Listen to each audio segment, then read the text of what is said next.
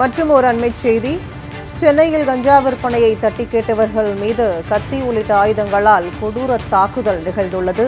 ரமேஷ்குமார் என்பவர் நேற்று தனது வீட்டின் அருகே உள்ள இருசக்கர வாகனத்தை எடுக்க முயன்றபோது அங்கு கஞ்சா போதையில் இருந்த 8 பேர் தாக்கியுள்ளனர்.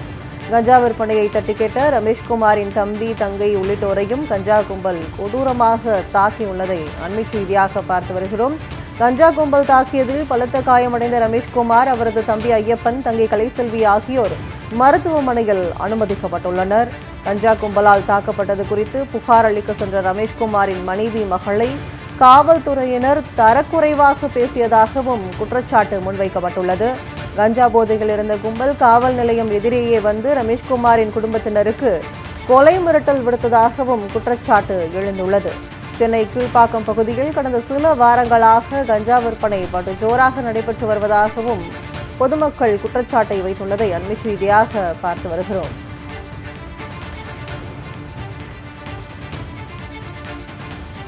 நாங்கள் கொடுத்த கம்ப்ளைண்ட்டை எடுக்கவே இல்லை, வாங்கவும் கிடையாது. அவங்களுக்கு தான் சப்போர்ட் பண்ணிட்டு போனாங்க. என்ன பச்சையாக பேசினா, பொண்ணு பச்சையாக பேசினா. இது 10 நாளைக்கு முன்னாடி நடந்தது. அவங்க எதுவுமே ஆக்ஷன் எடுக்கவே கிடையாது, ஒரு இதுவும் எடுக்க கிடையாது.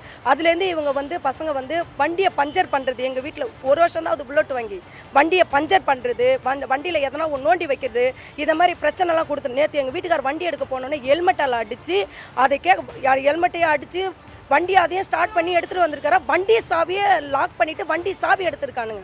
வண்டியை சாவி எடுக்கும் போது தான் எங்கள் வீட்டுக்காரி எதுக்கு இது மாதிரி எங்களை பண்ணுறேன்னு சொல்லி கேட்டதுக்கு கத்தியை தூக்கி பின் மண்டையில் அடித்து எங்கள் வீட்டுக்காரி கீழே விழுந்து மண்டையில் அடித்து, சோல்டரில் அடித்து, கன்னத்தில் அடித்து, பழுப்பு கத்தி 8 பேர் அடிச்சிருக்காங்க. அதை தடுக்க போனால் என் மச்சனையும் ஐயப்பனையும் அடிச்சிருக்காங்க. இதெல்லாம் செய்யும் போது நான் போலீஸ் ஸ்டேஷனில் கம்ப்ளைண்ட் கொடுக்க எங்கள் வீட்டுக்காரை நான் அனுப்புனார். நான் பாப்பாவை கூட்டிகிட்டு கம்ப்ளைண்ட் கொடுக்க போனேன். கம்ப்ளைண்ட் கொடுக்க போன இடத்துல கேட்டு லாக்கு.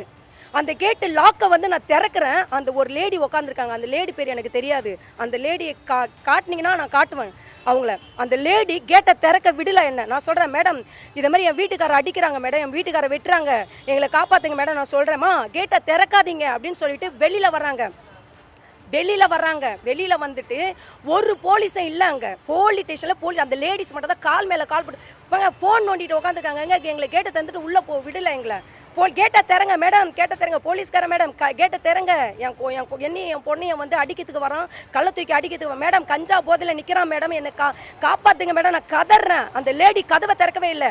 ஆனால் எதிர்பார்ட்டில் அந்த கஞ்சா அடிக்கிற பையனோட அவங்க அம்மா கதவை திறந்த உடனே திறந்தாங்க. அதுக்கு காரணம் அவங்களுக்கு சம்மந்தப்பட்ட போலீஸ் ஒருத்தவங்க அந்த ஸ்டேஷனில் இருக்கிறாங்க.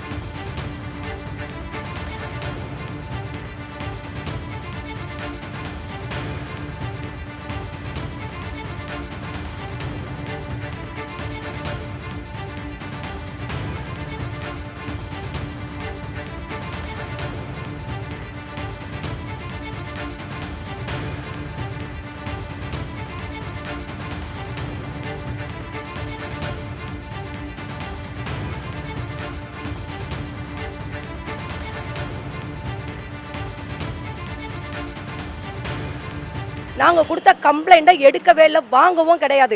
அவங்களுக்கு தான் சப்போர்ட் பண்ணிட்டு போனாங்க. என்ன பச்சையாக பேசினா, பொண்ணு பச்சையாக பேசினா. இது 10 நாளைக்கு முன்னாடி நடந்தது. அவங்க எதுவுமே ஆக்ஷன் எடுக்கவே கிடையாது, ஒரு இதுவும் எடுக்க கிடையாது. அதுலேருந்து இவங்க பசங்க வண்டியை பஞ்சர் பண்ணுறது, எங்கள் வீட்டில் 1 வருஷம் தான் அது புல்லட் வாங்கி வண்டியை பஞ்சர் பண்ணுறது, வண்டியில் எதனா நோண்டி வைக்கிறது, இதை மாதிரி பிரச்சனைலாம் கொடுத்து. நேற்று எங்கள் வீட்டுக்கார் வண்டி எடுக்க போனோன்னே ஹெல்மெட்டால் அடித்து, அதை ஹெல்மெட்டையும் அடித்து வண்டி அதையும் ஸ்டார்ட் பண்ணி எடுத்துகிட்டு வந்திருக்காரா. வண்டியை சாவியை லாக் பண்ணிவிட்டு வண்டி சாவி எடுத்துருக்கானுங்க. வண்டியை சாவி எடுக்கும் போது தான் எங்கள் வீட்டுக்காரி எதுக்கு இது மாதிரி எங்களை பண்ணுறேன்னு சொல்லி கேட்டதுக்கு கத்தியை தூக்கி பின் மண்டையில் அடித்து எங்கள் வீட்டுக்காரி கீழே விழுந்து மண்டையில் அடித்து, சோல்டரில் அடித்து, கன்னத்தில் அடித்து, பழுப்பு கத்தி 8 பேர் அடிச்சிருக்காங்க. அதை தடுக்க போனால் என் மச்சனையும் ஐயப்பனையும் அடிச்சிருக்காங்க. இதெல்லாம் செய்யும் போது நான் போலீஸ் ஸ்டேஷனில் கம்ப்ளைண்ட் கொடுக்க எங்கள் வீட்டுக்காரை நான் அனுப்புனார். நான் பாப்பாவை கூட்டிகிட்டு கம்ப்ளைண்ட் கொடுக்க போனேன். கம்ப்ளைண்ட் கொடுக்க போன இடத்துல கேட்டு லாக்கு. அந்த கேட்டு லாக்கை வந்து நான் திறக்கிறேன். அந்த ஒரு லேடி உட்காந்துருக்காங்க. அந்த லேடி பேர் எனக்கு தெரியாது. அந்த லேடியை காட்டினீங்கன்னா நான் காட்டுவேன் அவங்கள. அந்த லேடி கேட்டை திறக்க விடல என்ன. நான் சொல்கிறேன், மேடம் இதை மாதிரி என் வீட்டுக்காரர் அடிக்கிறாங்க மேடம், என் வீட்டுக்காரர் வெட்டுறாங்க, எங்களை காப்பாற்றுங்க மேடம். நான் சொல்கிறேம்மா கேட்டை திறக்காதீங்க அப்படின்னு சொல்லிட்டு வெளியில் வர்றாங்க. வெளியில் வந்துட்டு ஒரு போலீஸும் இல்லை அங்கே. போலீஸ் ஸ்டேஷனில் போலீஸ் அந்த லேடிஸ் மட்டும் தான் கால் மேலே கால் போட்டு ஃபோன் நோண்டிட்டு உட்காந்துருக்காங்க. எங்களை கேட்டை தந்துட்டு உள்ளே விடலை எங்களை. கேட்டை திறங்க மேடம், கேட்டை திறங்க, போலீஸ்கார மேடம் கேட்டை திறங்க, என் பொண்ணையும் வந்து அடிக்கிறதுக்கு வரான், கள்ள தூக்கி அடிக்கிறதுக்கு மேடம், கஞ்சா போதையில் நிற்கிறான் மேடம், என்னை காப்பாற்றுங்க மேடம். நான் கதறேன். அந்த லேடி கதவை திறக்கவே இல்லை. ஆனால் எதிர்பார்ட்டில் அந்த கஞ்சா அடிக்கிற பையனோட அவங்க அம்மா வந்து கதவை திறந்த உடனே திறந்தாங்க. அதுக்கு காரணம் அவங்களுக்கு சம்மந்தப்பட்ட போலீஸ் ஒருத்தவங்க அந்த ஸ்டேஷனில் இருக்கிறாங்க.